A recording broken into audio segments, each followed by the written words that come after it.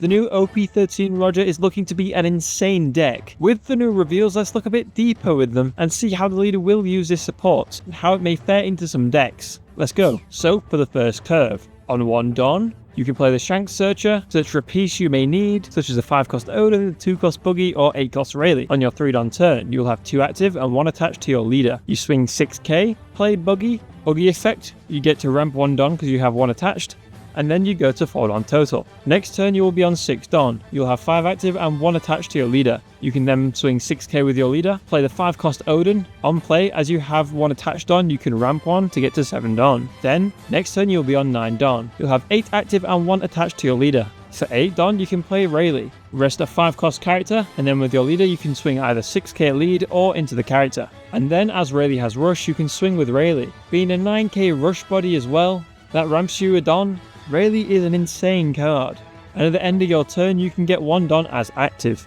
so your leader will then be a 7k base. Then on your next turn, you will have 10 Dawn and 0 attached to your leader. You can then play the 10-cost Roger, go Dawn -3, negate your leader ability to become a base 7k, and then the 10-cost Roger will make you a 9k leader and make every character on your opponent's board minus 2000 power weaker until the end of your opponent's next turn. This seems to be an incredibly strong play, and is the ideal curve for this new Roger deck going first. For the second curve, the 2 Dawn, you play the Shank Searcher for either Inuarashi, Buggy or Gaban, etc. However, you do not play Buggy, as it requires an attached on to your leader for the ramp effect. On your 4 Dawn turn, you will have 3 active and 1 attached to your leader.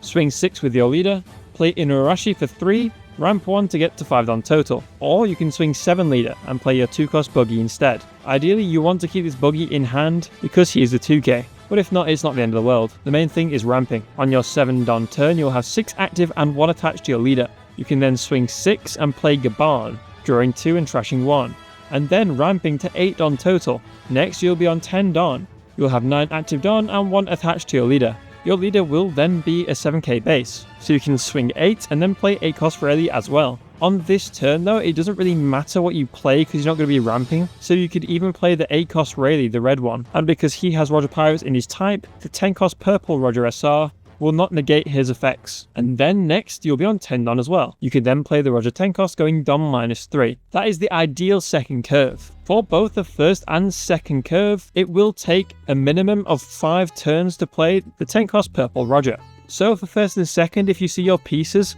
ideally the curve of going first and second isn't really going to change much, so you can just steal your opponent's curve. And now for some honourable mentions of plays that I think could be cool. Personally, my favourite 2 colours are red and purple. I've always wanted a red-purple power removal deck that could take advantage of the 2-cost purple event Gamma Knife. In this deck, I genuinely think this is possible. Let me show you how. So here is the board state. You have a 10-cost purple Roger on board only, as your opponent is playing Zoro and has cleared everything else with 5-cost Tashigis. They have an 8-cost Mihawk and 2 5-cost Tashigis both rested. Here on 10 Dawn, you can Gamma Knife the Mihawk to give it -5k, play the 8-cost Rayleigh, give -3k and -2k to both Tashigis, KO the Mihawk, and then swing into both Tashigis with the leader and the Roger. This is, to me, despite the likelihood to happen being quite low, is enough to make me absolutely want to main this deck. Another idea I have had, despite how silly this may seem not in a Rayleigh deck, is the event Conqueror's Haki. This card is essentially a 2k counter to a character or a Silver's Rayleigh card, but in this deck it will just be the characters. This card is searchable through the 1-cost Shanks too. If, let's say, a character is swinging into your 7k Gaban with 9k for example, you can give the Gaban plus 2k and every card on your opponent's field minus 1k power for only 1 Dawn. This event could be insane in this deck, as if you are absolutely getting swarmed, it will make it even harder for your opponent to kill your bodies and even hit your leader with the following swings, as you are a 7k. So here we are on Kadi Kazoku's thing. We'll do a generic Roger versus green-purple matchup. So let's say Roger goes first. Roger gets 1 Dawn to play the 1-cost Shank Searcher. Green-purple then rests 1 Dawn to get the Nami Searcher out. Next, on Roger's turn, you'll have 1 Dawn attached to leader and 2 active. Roger then swings 5k at green-purple, who will probably give her 1k. Then Roger rests 2 Dawn to play the 2-cost Buggy, and then with a Dawn attached, ramps a Dawn. Next, green-purple will be on 4 Dawn. Green-purple then swings 5 at lead, of which Roger will probably take as he is a 5-life leader. Green Purple will probably then rest 4 Don to play Zoro. Now on Roger's next turn, he will have 1 Don attached and 5 Don as active. He will then swing 6 at leader, of which Green Purple will probably take. Roger then rests 5 Don to play the Odin blocker, who then ramps a Don rested because we have 1 attached to our leader. Green Purple will then be on 6 Don. As we know with Green Purple, it's probably going to be a Sanji Pudding. They will then use their leader effect, go Don -2, restand 2, and get 1 back active. The leader then becomes a 6k power. Here we are probably most likely to see this. A 6k swing at leader, of which Roger will probably give a 2k. And then a 7k swing with the Zoro, which Roger will probably block with the Odin, and then give a 2k. The remaining 3 Don will probably be a 3-cost Frankie, and then ramp in a Don. Next, Roger will be on his 9 Don turn with 1 attached to leader and 8 active. Then, the new 8-cost Rayleigh will be played, and on play will probably rest the Sanji Pudding, of which Roger will probably swing 6k into Zoro, probably getting a 1k out of that, and then the Rayleigh will swing 9k into the Sanji Pudding, either prompting 3k counter, or straight up dying. In my opinion, the most likely thing that is going to happen will be a Gum Gum Jet Gatling. At the end of the turn, the new Rayleigh will be able to get 1 active Don, with Roger then becoming a 7k base again. Green Purple will then get to 8 Don. Frankie will probably swing, ramping a Don rested. As we know with Green Purple Luffy's, they'll probably hit a Luffy Taro into another Sanji Pudding. They will then use their leader ability, Don -2, and then we'll have 5 Don active and get a 6k leader. As we are now a 7k base, I imagine the most likely thing that will happen will be a 9 and 9. 9 with the Sanji Pudding, which we will probably take, and then 9 with leader, which we can either take or block with Odin. In my opinion, I think this is a take.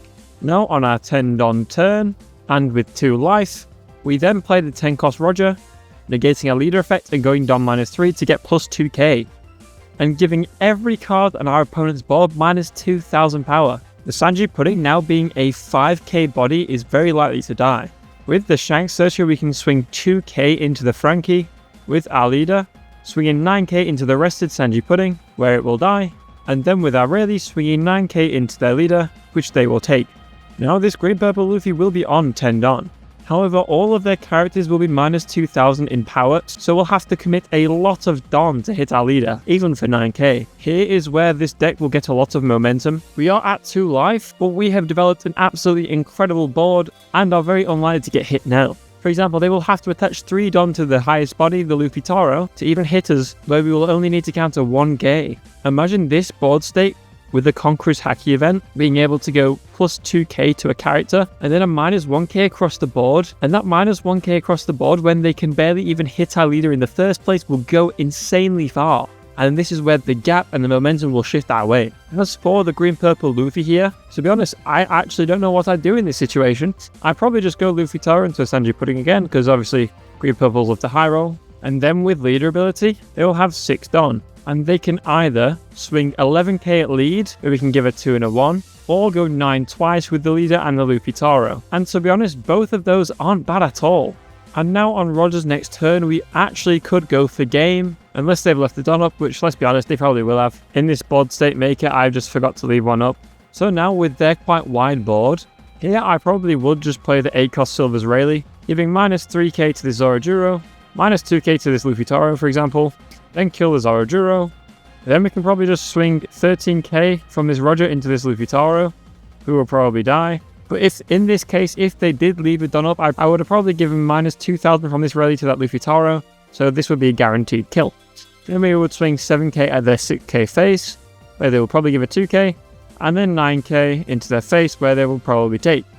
And after this board state, we can probably just play another 10 Roger, or if we're confident, the red 10 Roger, to finally end this game. And we can leave 1 done up for the Conqueror's Haki event, which is just an extra measure as we have 2 life and 1 blocker. So even if they did go for game and we had 1 done up, this event would come in clutch, and then we will probably snowball from there. I'm not saying this is going to be how the deck is played, this is just a generic curve and what I think the matchup would be into a very strong deck. So yes, thank you for watching. Let me know if you found this video helpful or insightful in any way, and yes, leave a comment what you want to see in the future, and take care.